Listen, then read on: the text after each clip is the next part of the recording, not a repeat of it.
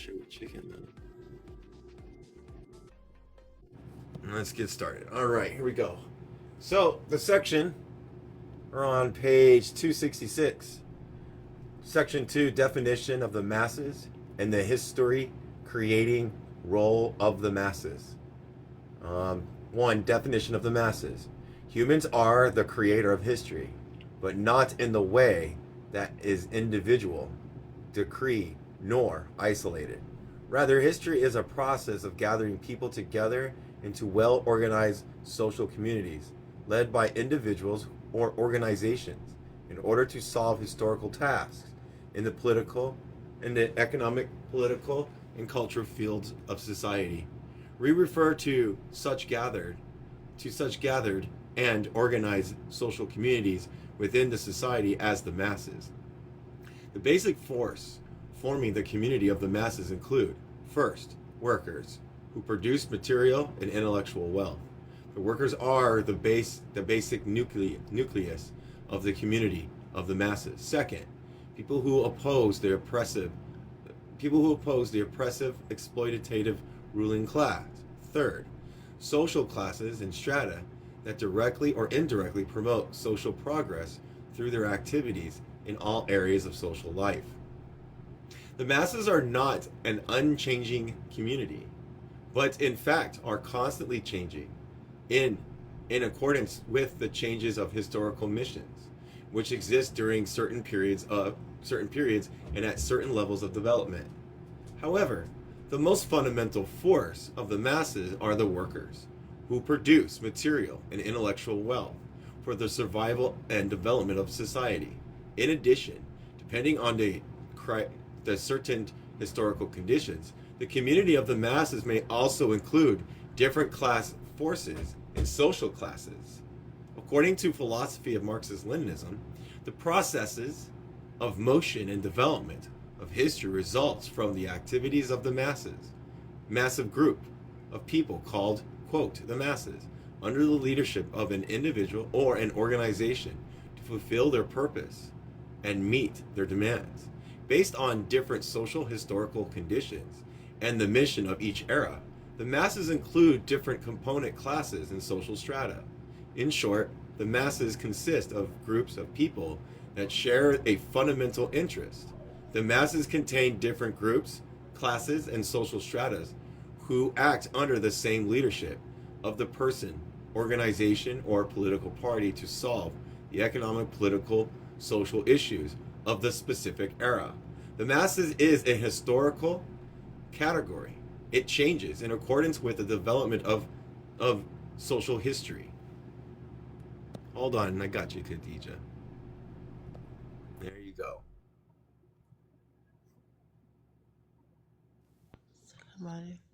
No, that's not the Return of the Russians. The fuck, man. People don't understand how to apply in certain different types of conditions, different ways of.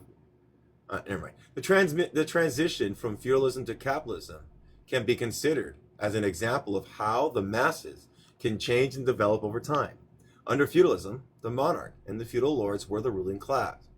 These rulers of society held power over the working masses, which include peasants, craftsmen, merchants, and other stratas of oppressed working people. Over time, the masses came under the leadership of the emerging revolutionary bourgeoisie class. The bourgeoisie developed an ideological... Can you please shut the door? Hold on a second, everybody.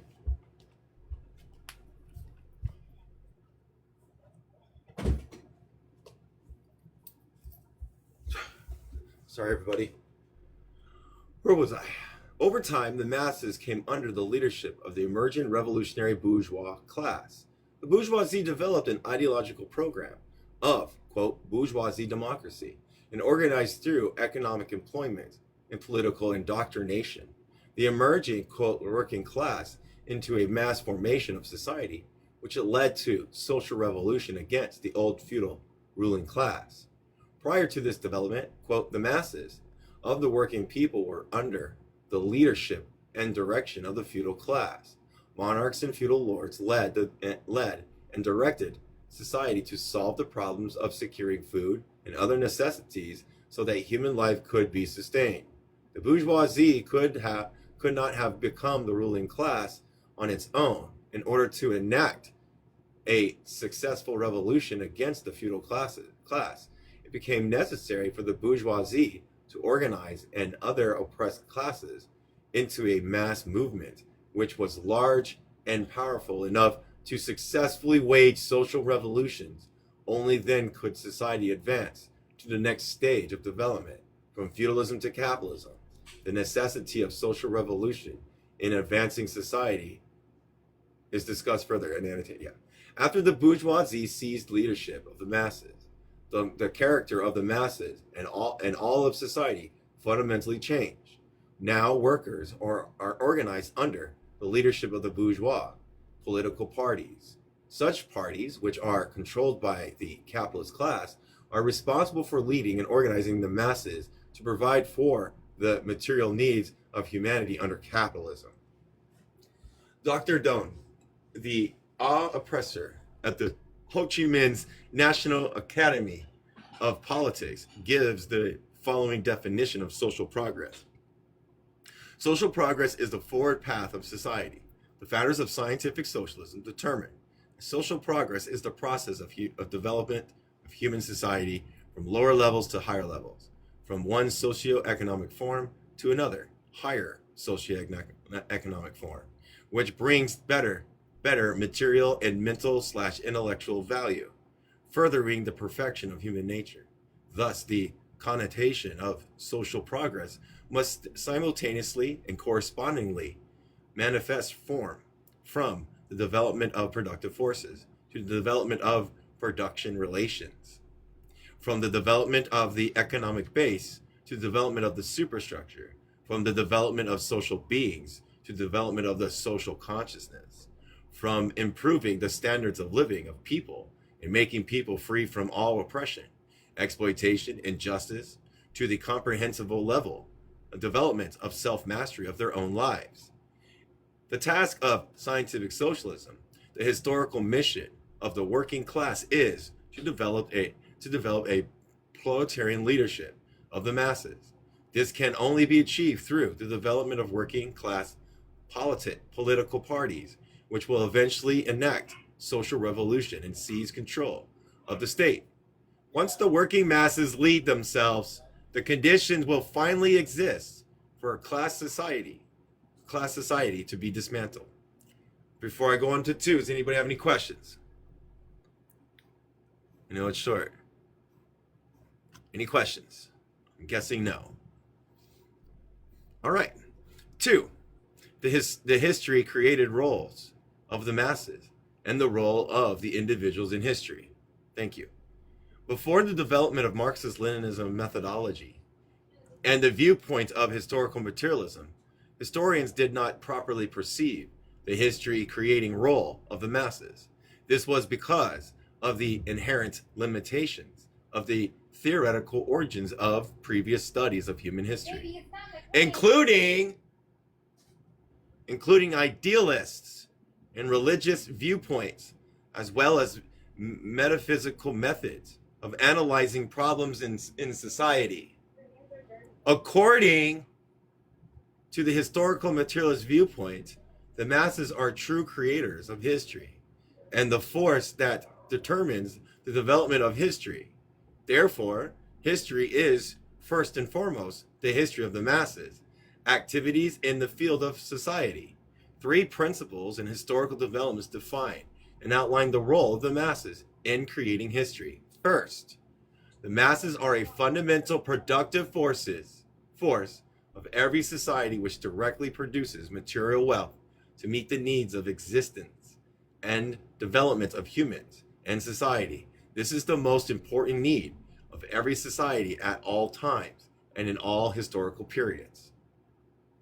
Second, along with the process of creating material wealth, the masses are also the force that directly and indirectly creates the intellectual values of society. The masses directly or indirectly verify the intellectual values that have been created by generations of humans and individuals throughout history. The activity of the masses are the decisive practical basis of the source of the culture of the culture and mental creations of society. All intellectual values ultimately exist to serve the activities of the masses and only have practical meanings once materialized by the people's practical activities. Third, the working masses are a fundamental driving force for all revolutions and reforms in history. Human history has proven that no revolution or social reform can succeed if it does not come from the interests of and aspirations of the masses. With such meaning, it can be said that the revolution is a quote festival of the masses, and that in that festival the masses create histories rapidly. One day is equal to 20 years. Thus, revolution and social reform really rely upon the masses, and the creativity of the masses also require revolution and social reform in order to develop. It is the dialectic of the social development process. Lenin wrote in Two Tactics of Social Democracy and the Democratic Revolution. Revolution are the locomotives of history, said Marx. Revolution are the festivals of the oppressed and the exploited. At no other time are the masses of the people in a position to come forward so actively as creators of a new social order as at a time of revolution. At such time, the people are capable of performing miracles if judged by the narrow scale of gradual progress. Lenin went on to explain the decisive roles which class-conscious ideologists and leaders must play in guiding the masses to revolution towards social revolution against capitalism. But the leaders of the Revolutionary Party must also make their aims more comprehensive and bold at such a time, so that their slogans shall always be in advance of the revolutionary initiative of the masses, serve as a beacon, reveal to them our democratic and socialist ideal in all its magnitude and splendor, and show them the shortest and most direct routes in completing absolute and decisive victory. The history creating role of the masses can never be separated from the specific roles of each individual, especially the roles of individuals in positions of leadership in each community. According to Lenin, not a single class in history has achieved power without producing its political leaders, its prominent representatives, able to organize a movement and lead it. The concept of individual refers to every particular person being whose lives in a certain social community and is distinguished from other human beings through uniqueness and a universality. According to each individual is unified whole with both individual and universal characteristics. Individuals are the subject of labor and of all social relations of consciousness. Through creative labor processes, individuals perform social functions in every period of development in history. Social change and revolution anything.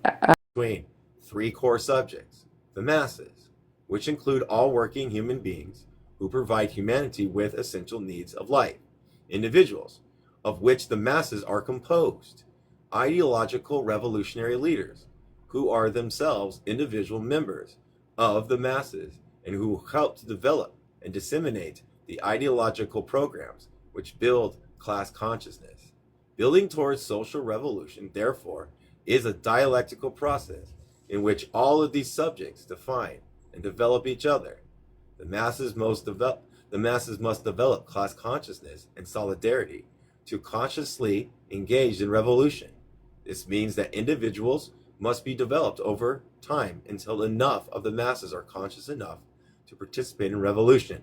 This means that social revolutionary leaders are needed to inspire, teach, and develop individuals towards social revolution.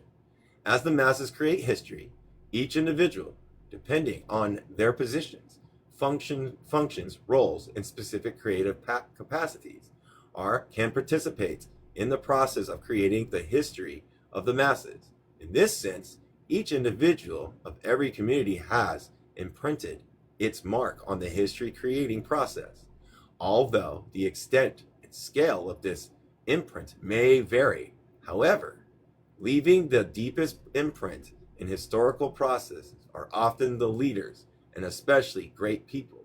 Great people are outstanding individuals in the field of politics, economics, science, art, etc. In Marxist Leninism, the concept of leaders is often used to refer to outstanding individuals created by the revolutionary movement of the masses who are strongly associated with the masses. In order to become a leader of the masses who are strongly associated with the masses, in order to become a leader of the masses and to be trusted by the masses, a leader must possess the following basic qualities. First, they must have. I gotta look up this word, everybody. Sorry, I don't know how to say this word. Be right back. Sorry about this.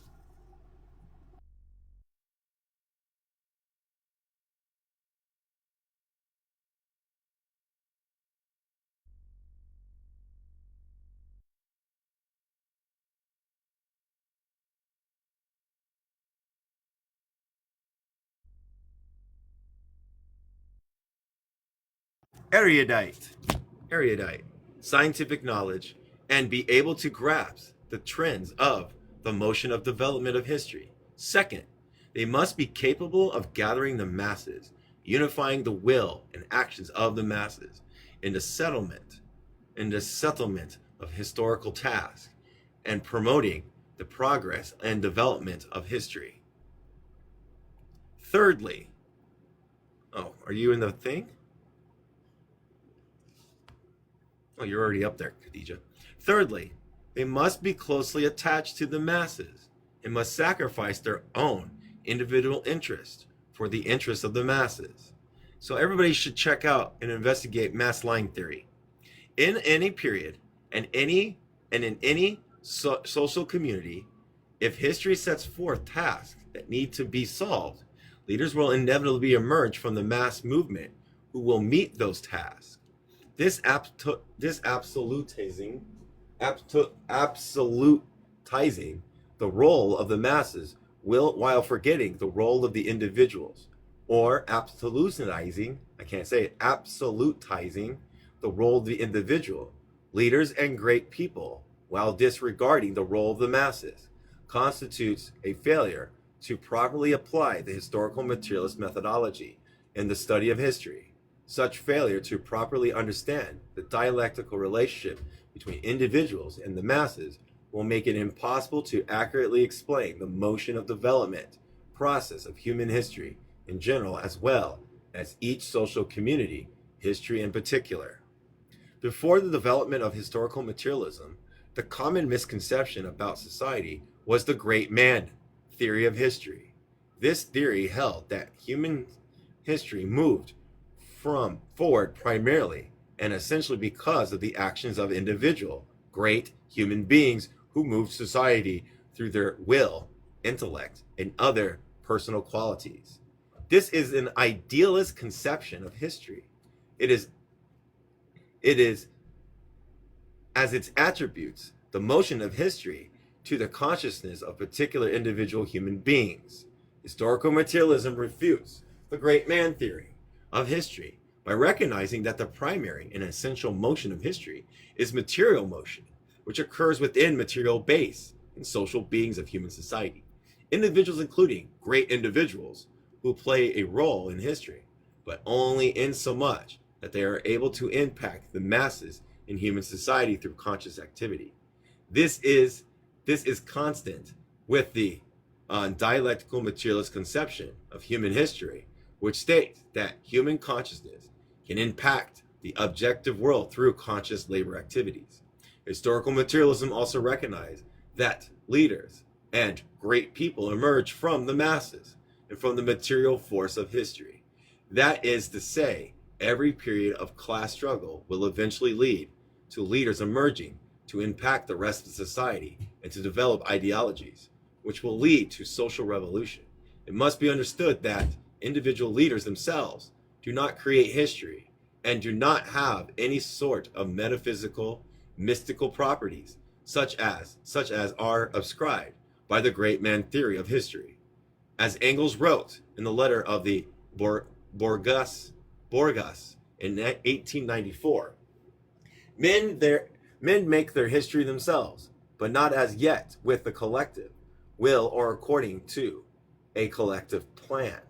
Their efforts clash, and for that very reason, all such societies are governed by necessity, which is supplemented by the appears under the forms of accident. The necessity which here asserts itself amidst all accident is again ultimately economic necessity. There is where This is where the so-called great men come in for treatment. That such and such a man, and precisely that man arises at that particular time in that given country, is of course pure accident. But cut him out, and there will be a demand for a substitute, and this substitute will be found, good or bad. But in the long run, he will be found. That Napoleon, just that particular Corsican, should have been the military dictator whom the French Republic, exhausted by its own war, had rendered necessary, was an accident. But that if a Napoleon had been lacking, another would have filled the place, as proved by the fact that the man has always been found as soon as he become necessary. Caesar, Augusta, and Cromwell, etc. Scientific socialism demands that all scientific socialists strive to become leaders and to seek greatness by developing class consciousness among the masses, leading the masses, and building the organization towards social revolution. See, I believe that the masses will create their own organic leadership. That's what I believe in.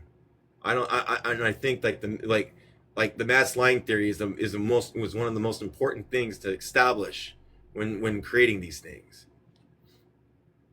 The history creates roles of the masses depends on objective and subjective conditions, which include but are not limited to the development level of the mode of production, the awareness level of each individual, each class, and each social force, the level of social organization, the nature of the social organization.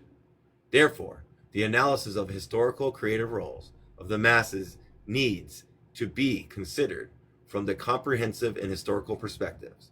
The Marxist-Leninist theory of the history creating roles of the masses, as well as role of the individuals in the historical process, has provided an important scientific methodology of cognitive and cultural activities through two significant achievements. First, scientific explanation of the decisive roles of the masses in making history has erased the era of idealism that has long donated human consciousness in the analysis of the motivations and forces which create human history, and has provided a scientific methodology for the study and the assessment of history through the analysis of dialectical relations between the masses and individuals.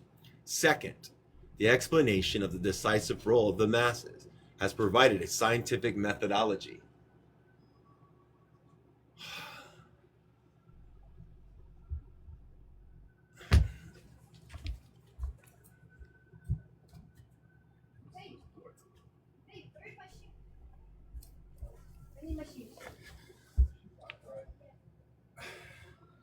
Secondly, the explanation of the decisive role of the masses has provided the scientific methodology of communist parties to analyze social forces to organize and build up people's mass force in the socialist revolution.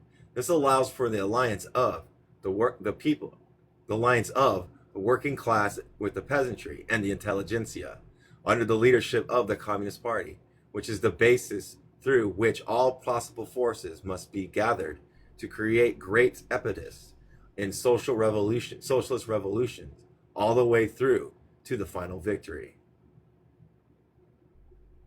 All right. Oh, that's it. That is it. That's the end. let's go look up the next book then. That's the end of that one. So we got an hour. Let's go look up the next book. Anybody have any questions? Oh, someone has a question. Hello. What up, Doodley? What's your question? Not really a question. I just want to reinforce something that you said What's that? that listening to the masses and that the masses will be the one to lead. I really Mm-hmm. think that's important to reinforce. Well, thank you. I appreciate that. Looks like we're going to start the other book. Doodley, would you like to stick around while we stop the book? Let me go get the picture of it. I mean, yeah, it would make more sense to stay up here than to hop down just to come back up. All right, let's go. Let me go get the cover real quick. Okay.